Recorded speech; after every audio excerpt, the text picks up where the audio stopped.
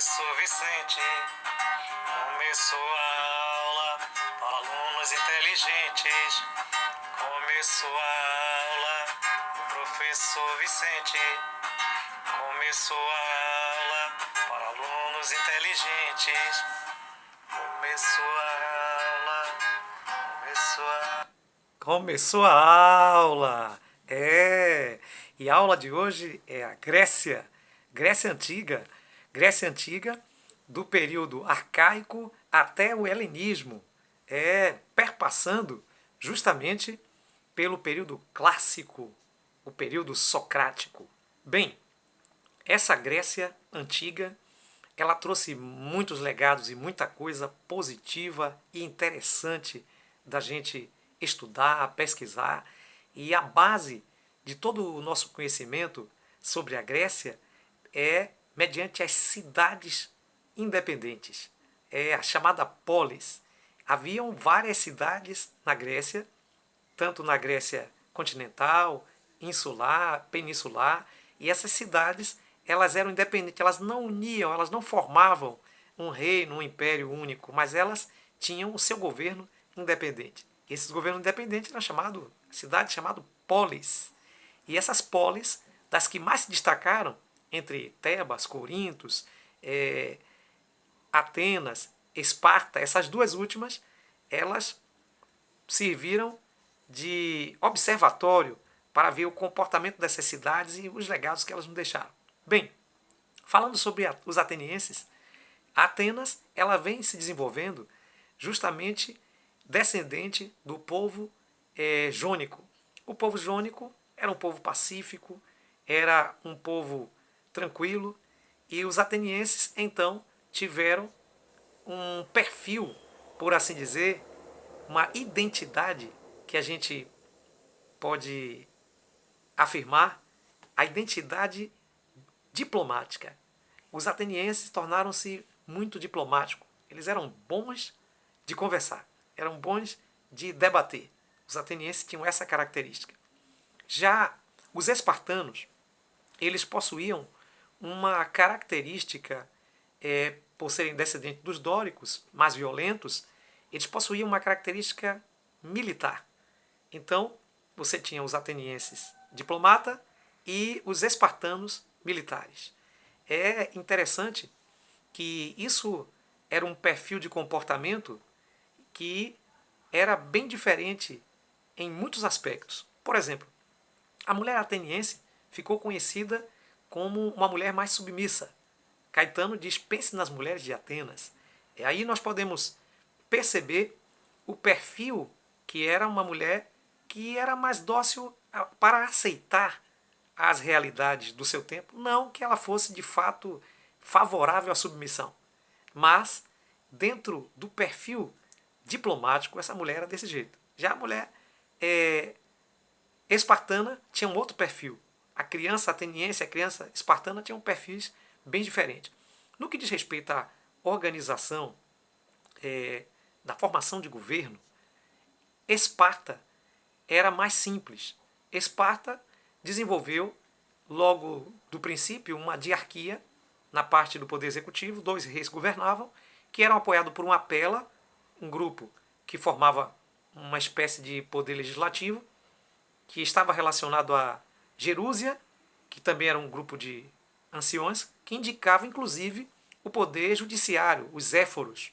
Então, era algo muito simples ali a organização de Esparta. A organização de Atenas já era muito complexa e passou por um grande período de evolução. Eles começaram com a espécie de Basileu, que era uma espécie de rei, e havia ali abaixo dele uma espécie de conselho chamado Areópago. Eles acabaram influenciando tanto que os basileus caíram do poder e ficaram os arcontes.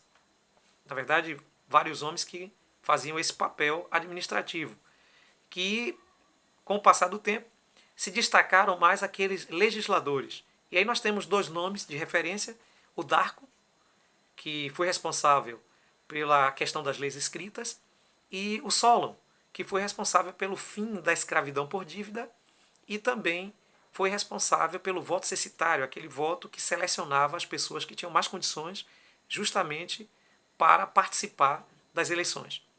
Daí, com o passar do tempo, dentre esses homens, vai surgir um período de tirania. A gente pode destacar o Iságoro, né, que é um dos tiranos dessa época, e com a queda da tirania, essa evolução do poder ateniense vai mais longe, e ela chega a um momento muito interessante, que é o momento da democracia ateniense. Com Péricles mais tarde, né, mas primeiramente Clístenes. Com o Clístenes no poder, Clístenes vai dinamizar um processo de participação maior na política, que a gente conhece como democracia. Justamente porque a palavra demos, que a gente conhece como povo, ela se relaciona justamente às pessoas de uma determinada região na Grécia que passaram agora a ter uma maior participação na política. O interessante é que, a partir dele, a Grécia vai ter uma estrutura mais complexa e muito semelhante ao que nós conhecemos hoje. Primeiro, eles vão ter os estrategos. Os estrategos são os representantes do poder executivo. Abaixo deles, a bulé e a eclésia.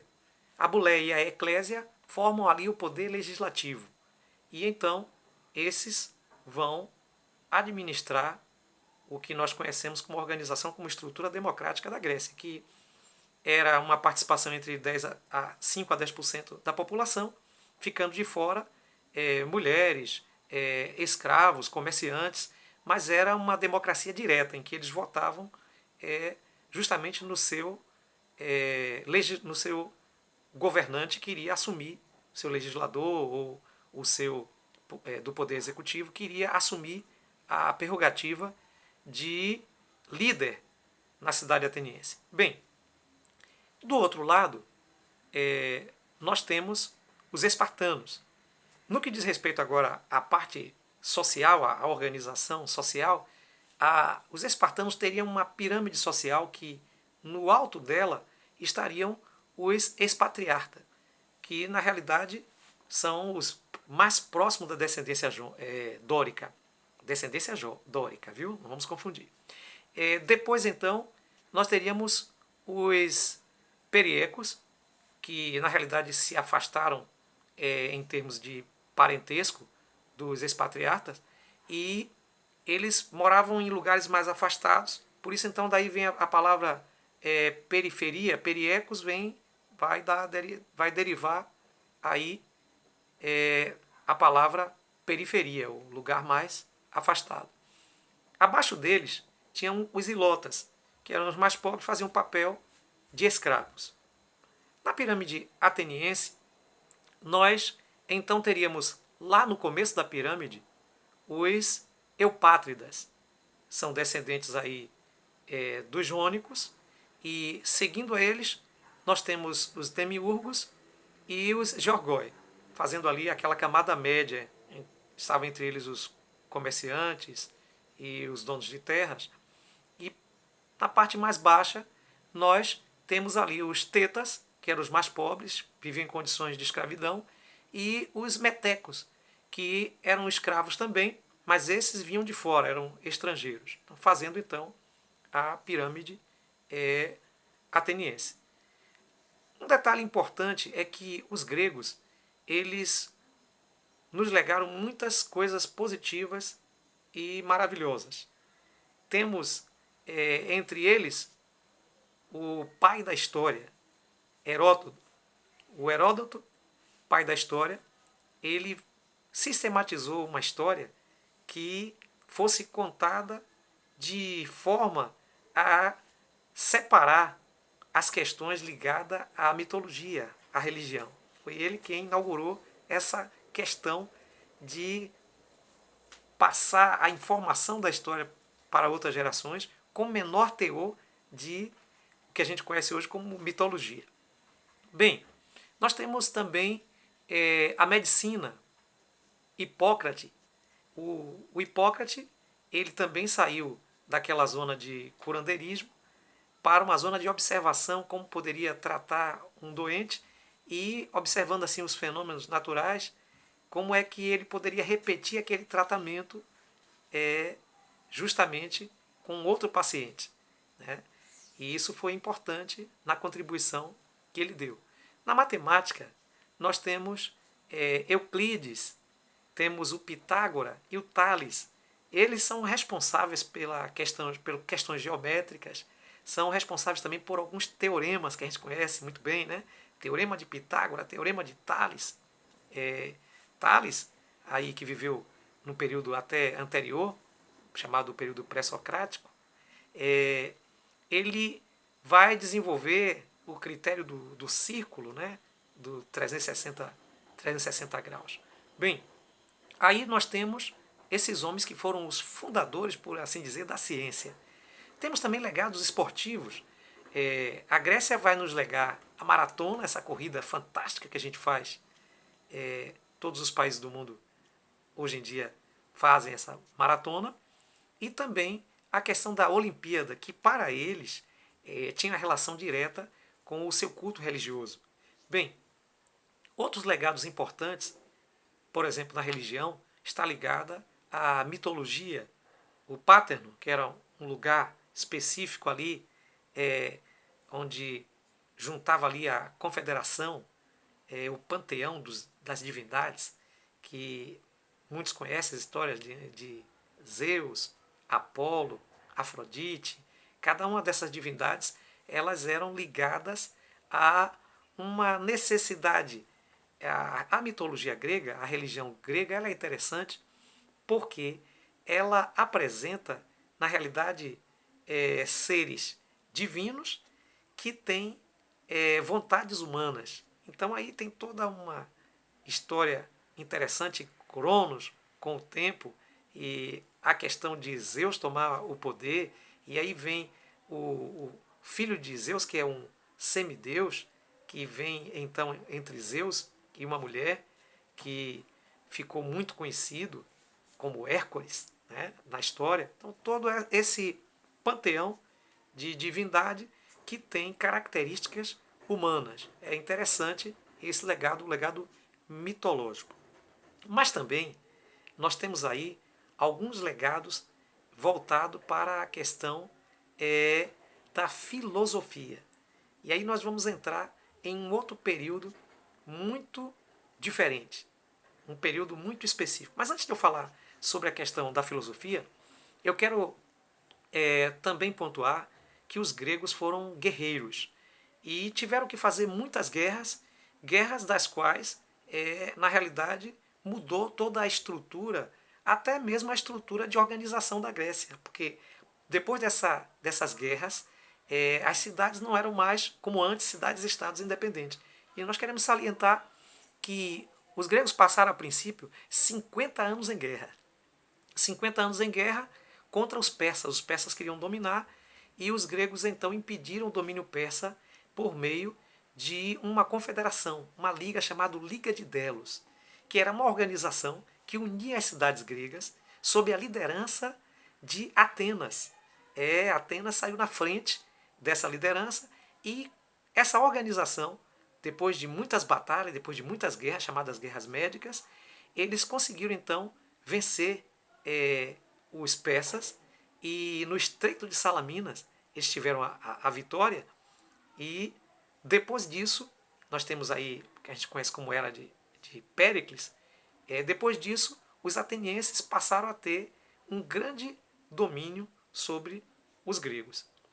Dentro dessa situação, as cidades que eram dominadas por Atenas, elas se sentiam, de certa forma, exploradas.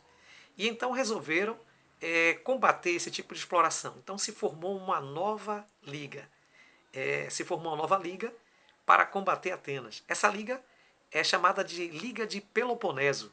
A Liga de Peloponeso tinha uma agregação de cidades gregas, cuja a Esparta era a cidade principal, era a líder dessa liga. E aí então, depois de passar tanto tempo guerreando com os persas, agora os gregos lutavam entre si. Atenas e Esparta dominando as suas ligas e lutando pela hegemonia. Nessa luta, que durou também 30 anos, os espartanos levaram a melhor. Daí então eles pegaram a hegemonia, passaram a ser então os principais, passaram a ser a cidade de referência, mas também, de certa forma, explorando as demais cidades. Isso deu um momento também de revolução, deu um momento de revolta daquelas outras cidades, cuja liderança estava com Tebas. Tebas então resolveu fazer uma liga contra os espartanos e então o poder espartano desmoronou. Bem, que situação, né? Então os gregos lutaram com os persas, lutaram com eles mesmos e passaram aí no total de 80 anos em guerra. Bem, neste período aí, que é chamado período alto, grande período aí de democracia ateniense, o período que a gente chama também de período socrático, grande período da filosofia, nós temos aí 3 referências muito importantes para o mundo ocidental. Sócrates, Platão, seu discípulo de Sócrates, e Aristóteles, discípulo de Platão. Esses homens vieram influenciar muito com a filosofia. A filosofia grega era uma filosofia de sofisma. Sofistas eram os homens que falavam sofisma. Eles convenciam as pessoas de determinadas coisas que, segundo eles, era o que se achava, vamos dizer assim, de melhor. Entretanto, todo o discurso dos sofistas era um discurso enganador, era um discurso com segundos interesses. E Sócrates era contra essa realidade. De tal forma que Sócrates ele se fazia entendido contra essa situação. Nesse perfil, Sócrates vai desenvolver um tipo de filosofia bem diferente. Sócrates vai criar a arte de perguntar. Ele era o homem que sabia perguntar. Então, Sócrates vai desenvolver o que nós conhecemos como a maiêutica e a parideia. Na maiêutica, Sócrates desconstruía tudo aquilo que a gente tinha como fundamento, fazendo pergunta, uma pergunta após a outra, né? E então, desaparecendo aquele conceito que a gente achava, parindo novas ideias por aí, então, parideia, né? O Platão vai desenvolver uma filosofia que põe em xeque, aí, põe em antagonismo a vida espiritual e a vida material. Toda a ideia de Platão é uma ideia de seleção, é uma ideia de abstração. Platão ele vai desenvolver muitas coisas de forma muito criativa, como, por exemplo, os homens da alma de ouro, da alma de prata, da alma de bronze. Ele vai desenvolver um pensamento do rei filósofo, a República de Platão, uma série de contribuições que ele vai dar para a filosofia. E então temos também Aristóteles. Esse é bastante interessante porque ele vai observar a questão da natureza, como se comporta os animais, como se comporta ali os fenômenos entre os animais e vegetais, e aí ele vai ter então um tipo de filosofia bem natural e vai legar para a gente muita coisa, inclusive o nome de algumas ciências que a gente tem hoje.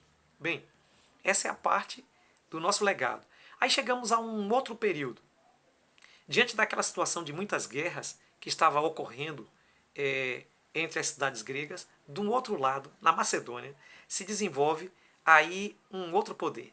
Filipe II vai conquistando cidades gregas e tomando essas cidades, dominando e fazendo delas o seu império. Era o começo do Império Greco-Macedônio. Mas Filipe, ele, no auge da sua conquista, ele vai falecer e o seu império vai ser deixado para o seu filho bastardo, que tem o nome de Alexandre e que é conhecido na história como Alexandre o Grande. Alexandre vai completar as conquistas de Filipe pelo mundo inteiro, chegando a atingir o Egito, a Índia e lugares bem longínquos, nos extremos. Alexandre vai fundando Alexandrias, que eram cidades do modelo da Grécia, e vai então fazendo com que a cultura grega seja conhecida no mundo. Daí vem a palavra helenismo, que é a exportação da cultura grega, porque na realidade a Grécia, né, é conhecida como a Iládia e o grego é o heleno, né? A grega, a helena. Então, o helenismo seria a exportação da cultura grega.